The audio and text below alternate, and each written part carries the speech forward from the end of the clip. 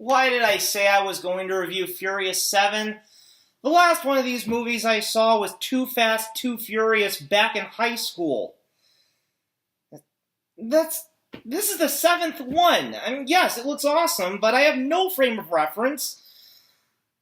I mean, everybody says these movies get really good with the fifth one, so maybe I should watch that and the sixth one so I have some frame of reference going in, and I don't look like a complete idiot. Alright, let's check those out. 2 movies later. These movies are freaking amazing! Oh my god! Why didn't I watch these before? Holy shit! I want to see the seventh right now! I gotta see it right now! I'm going right now! I don't have friends. I got family. Hey everyone, Matt the Movie Guy here. Well, this has been an enlightening 24 hours. I feel like a complete schlub right now. I just got back from Furious 7, so I have seen Fast 5, Fast and Furious 6, and Furious 7, all within the last 24 hours. And I went into them thinking that this is going to wear me down. Like, there's no way these movies are so good that I could watch all three and not feel fatigued within the same amount of time. I was completely wrong. Oh my god, it's just... I'm a big fan of a lot of the really big franchises, but for some reason, just the Fast and Furious never really sold me. I saw the first one and the second one when I was in high school, and they were good. The first one more than the second one. But nothing about it really made me want to come back to it. Then I saw the trailer for the seventh one, which is... And also...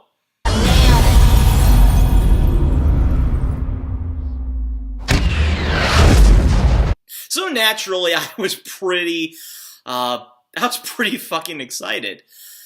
But, I mean, I had no frame of reference. So I watched the first two movies last night and really, really enjoyed them. So much that I was just really excited, even more than I was previously, for the seventh one. So I went to go see that this afternoon, and oh wow.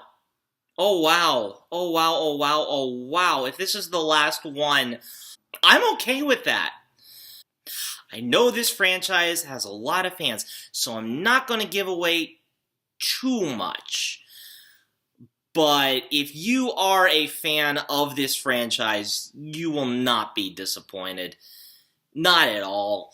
All the stories converge here in the most absolute, badass, adrenaline-fueled, testosterone-drenched action-palooza that you can possibly imagine. And then some. It's just, pardon the pun here, but this movie's running on all cylinders. And again, what really makes this movie and the ones that came before it work so well is, once again, the absolutely wonderful, wonderful chemistry of the entire cast. Vin Diesel, the late Paul Walker, Ludacris and Tyrese, which... honestly, how... I did not see them being such fantastic comic relief, but it works because they sell it. They sell it so well. Michelle Rodriguez is back, and she's Michelle Rodriguez. Oh, I will say I was a little disappointed because one of the big reasons I was really excited for this movie is because I heard it had Jason Statham as a villain, and Kurt Russell, who, if you saw my It Follows reviews, you saw that I'm a huge fan of John Carpenter, so naturally Kurt Russell comes with that territory as well. Unfortunately, I felt they were fairly underused outside of a few things. Jason Statham seems to be playing kind of Liam Neeson. If Liam Neeson went off the deep end. In another movie, Jason Statham probably would have been the hero, but not in this case. And that's okay. The scenes that he is in, that he is not obviously shoehorned into, are really good. But it just feels this movie is very heavy with antagonists. And much like the movies that came before it, it has a big problem of the objective 20 minutes into the movie is completely scrapped about halfway through for another bigger objective. And it makes you wonder, well, what was the last 40 minutes for? So it does still have that problem, but it's very easy to overlook because this movie just never lets up. I completely understand why people are saying this is one of the best action franchises out there right now, because this is everything. This is cars crashing, explosions, fist fights, gunfights. It's everything you want in an action movie and more. I don't think this movie should be watched standalone. You do need some context going into this movie to really enjoy it. Not that you have to see everything that came before it, and arguably with any good story, you probably should see everything that came before it, but you should not go into this as your first Fast and Furious movie. This is very much a movie for people who have followed these characters in many ways, especially in regards to Paul Walker.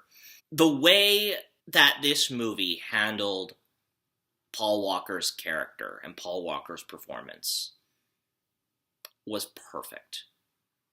It could have been so easy for them to just kill off his character or have his character disappear halfway into the movie or just cancel the movie. There were so many easy solutions.